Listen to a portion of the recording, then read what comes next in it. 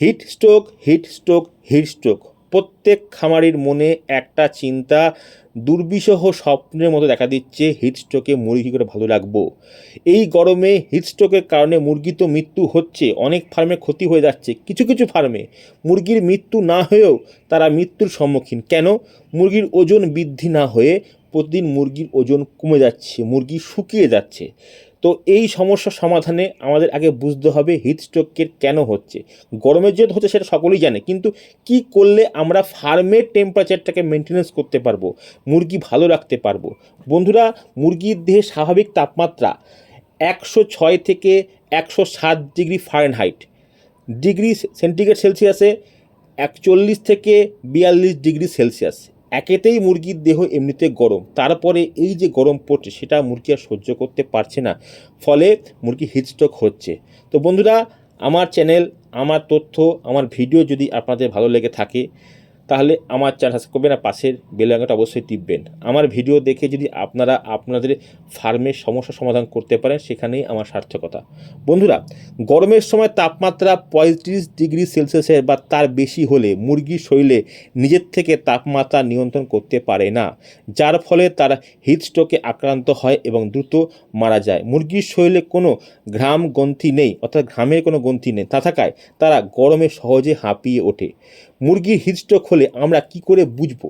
তো কিছু কিছু লক্ষণ আছে যেগুলো আপনাদের সঙ্গে আমি শেয়ার করব। যেমন, হাঁ করে নিঃশ্বাস নেয়, মুরগির মুখ খুলে দ্রুত এবং জোরে জোরে শ্বাস নেয়, ডানা শরীর থেকে দূরে রাখে, শরীর ঠান্ডা করার জন্য ডানা দুটো দুপাশে ঝুলিয়ে বা ছড়িয়ে দেয়, ঝুঁটির বর্ণ বিবর্ণ হয়ে যায়, অর্থাৎ মাথার ঝুঁটির এবং গলার লতির সাথে ফ্যাকাশে বা নীলচে রঙের হয়ে যায়, অতিরিক্ত জল পান করে, খাবার কমিয়ে দেয় এবং প্রচুর পরিমাণে জল পান করে, ঝিমুনি আসে, অলস আসে, মুরগির চলাফেরা বন্ধ করে দেয়, এক জায়গায় অলসভাবে চুপচাপ বসে থাকে, পা দিয়ে নাড়া মারলেও সরে না।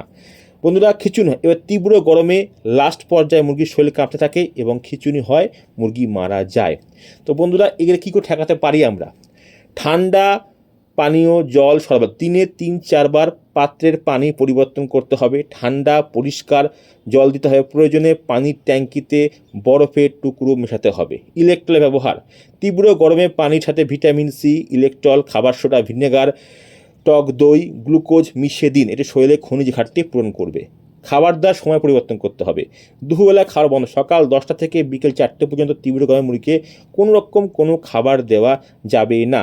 শীতল সময়, দিনের ঠান্ডা সময় অর্থাৎ খুব ভোরের দিকে অথবা সন্ধ্যের দিকে মুরগিকে পর্যাপ্ত খাবার দিন।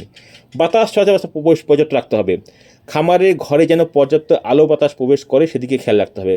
প্রয়োজনে সিলিং ফ্যান, স্ট্যান্ড ফ্যান ব্যবহার করতে পারেন।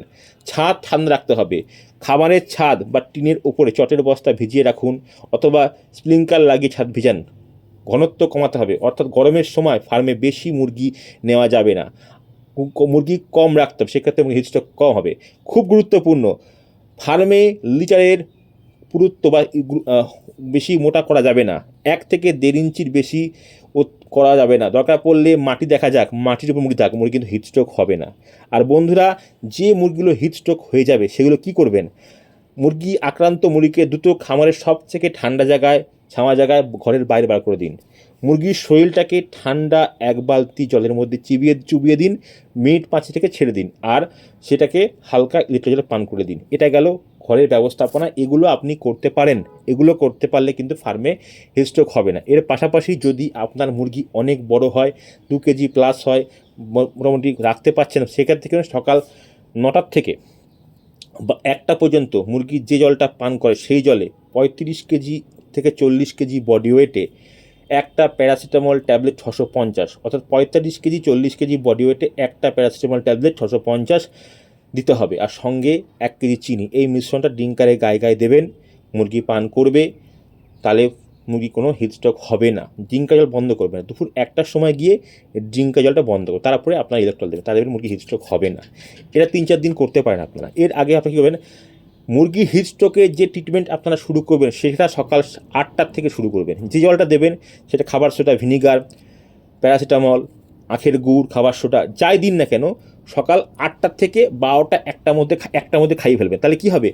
কোনো ওষুধ কারোর শরীরে প্রবেশ করার সঙ্গে সঙ্গে কাজ করে না, সেটা যাবে পরিপাকতন্ত্রের মধ্যে দিয়ে পেটের মধ্যে যাবে, লিভারে পৌঁছাবে, দেহের সঙ্গে মিশবে, তবে তার কার্যকারিতা শুরু হবে। ওই জন্য গরমের ট্রিটমেন্ট সকাল 8টার থেকে শুরু করুন, তাতে মুরগি কম মরবে, মুরগি ভালো থাকবে। আর বন্ধুরা, এই গরমের সময় প্রতিদিন সন্ধেবেলার জলে লিভার টনিক, বি কমপ্লেক্স অথবা এনজাইম ভালো মানের দেবেন, এতেও কিন্তু মুরগি খাওয়া দাওয়াটা ভালো করে ওখানটা ভালো হবে। আর বন্ধুরা, অবশ্যই মুরগির ইমিউনিটি পাওয়ার হওয়ার জন্য সকালের দিকে একটু ভালো মানের ইমিউনিটি পাওয়ার ওষুধ, অথবা অ্যালোভেরা জুস, অথবা আমলা জুস, অথবা আদা বিট লবণ, এসব কিছু একটা ব্যবহার করবেন।